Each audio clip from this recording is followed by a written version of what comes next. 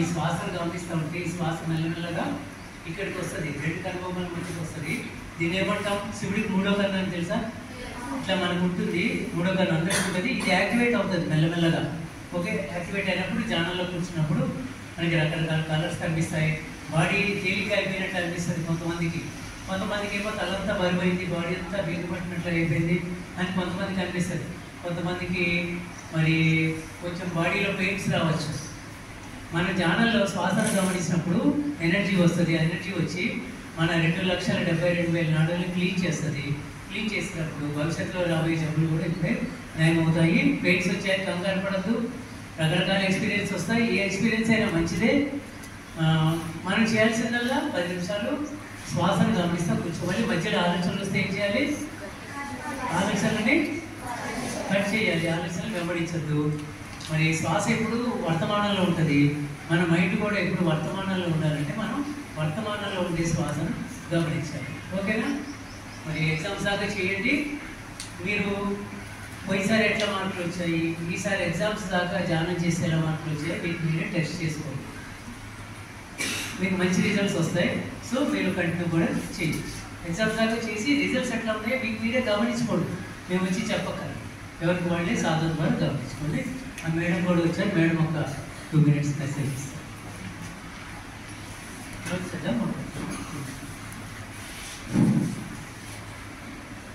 అందరికీ మంచి అనిపించింది ధ్యానం. వాయిస్ పడుతుందా? అంటే ఇప్పుడు ధ్యానం వల్ల మీరు కొత్తగా ధ్యానం వల్ల మీరు ఇప్పుడు మామూలు ఒక్కరోజు కొంతమందికి మండే కలర్స్ కనిపించడం కానీ, కొంతమందికి మంచి అనుభవాలు రావడం కానీ ఉంటాయి. రాని వాళ్ళకు కూడా వస్తాయి. అంటే మళ్ళీ మీకు ధ్యానం చేయగా స్టార్ట్ అవుతుంది. ఇలా మీ అందరికి కూడా ఐఏఎస్, ఐపీఎస్, కలెక్టర్లు, ఇంజనీర్లు ఎన్ని కోరికలు ఉన్నాయి కదా మీ అందరికీ కూడా? ప్రతి ఒక్కరికి ఒక యాంబిషన్ ఉంటుంది కదా. యాంబిషన్ ఖచ్చితంగా నెరవేరు. దీనంతా రీచ్ కావాలని కంపల్సరీ ఉంటుంది కదా మీకు.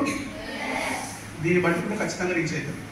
ప్రతి ఒక్కరు కూడా 4 గంటలకు ఖచ్చితంగా లేచి, బ్రహ్మముహూర్తాలు లేచి మీరు ధ్యానాన్ని కాక డైలీ చేయగలిగితే, ధ్యానాన్ని విడవకుండా మీ లక్ష్యం చేరుకునే వరకు ప్రతిరోజు మీరు ధ్యానాన్ని మీ తోడుంటే మీకు ఏ సమస్యలు రావు. ఆర్థికంగా నువ్వు ఉన్నా అంటే నువ్వు హయ్యర్ అంటే నీకు డబ్బులు ఉన్నాయా లేవా, నువ్వు ఆర్థికంగా లేవు, ప్రతి సమస్యకి ధ్యానమే చూసుకుంటుంది.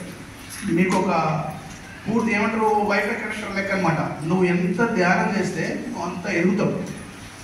ఎదగడం నీ కోరికలన్నీ నువ్వు అదే తీర్చేసుకుంటుంది. ఇక నువ్వు ధ్యానం నీకు ఏదైనా సమస్య వస్తే నువ్వు డాక్టర్ దగ్గర పోవాలి వస్తుంది ప్రధానంగా. నువ్వు కంటిన్యూగా ధ్యానం చేయగలిగితే ఫోన్ కూర్చోవాలి, కాలు మడత పెట్టుకోవాలి, వేలు పెట్టుకోవాలి, కళ్ళు మూసుకోవాలి, శ్వాసను గమనించాలి. నువ్వు ఎంతసేపు కూర్చోగలిగితే నువ్వు అంత ఉన్నతం ఉంటావు. నీ చదువు ఇంకొకటి, ఇందులో క్లాస్ ఫస్ట్ వచ్చే వాళ్ళ ఎస్ట్ కాదు, క్లాస్లో 0 మార్కులు వచ్చే వాళ్ళు కూడా తక్కువ కాదు. 0 వాళ్ళు ఈ రోజు నుంచి మనం చదువు రాని వాళ్ళు ఈ రోజు ఏ తోటి స్టార్ట్ అయితే మళ్ళీ నువ్వు వచ్చే ఇంకొక 1 year లోపు నువ్వు టాప్ ఉండొచ్చు. ఈవెన్ ఇప్పుడే కాదు, నువ్వు పీజీ అంటే నువ్వు ఎంత పెద్ద స్థాయికి పోయినాక కూడా మనం స్టార్ట్ చేయొచ్చు అనమాట. చదువు అనేది కానీ జ్ఞానం అనేది మనం పుట్టుకతో వచ్చేది కాదు, మళ్ళీ నేర్చుకునేది. మీరందరూ కూడా మంచిగా డైలీ ధ్యానం చేయండి. 41 రోజులు కాదు, వీలున్నంత వరకు ప్రతిరోజు మీరు కళ్ళు మూసుకొని మీ వయసు ఎంత, మీ ఏజ్ ఎంత ఉందో అన్ని నిమిషాలు ఖచ్చితంగా చేయండి. మీ అమ్మా నాన్న కూడా చెప్పండి. ఇది చాలా మంచి అంశం అనమాట. స్వామి వివేకానంద, మా రమణ మహర్షి, చాలా గొప్ప భక్తులందరూ కూడా ధ్యానం చేసిన వాళ్ళే. మీరు కూడా ప్రతిరోజు ధ్యానం చేయండి.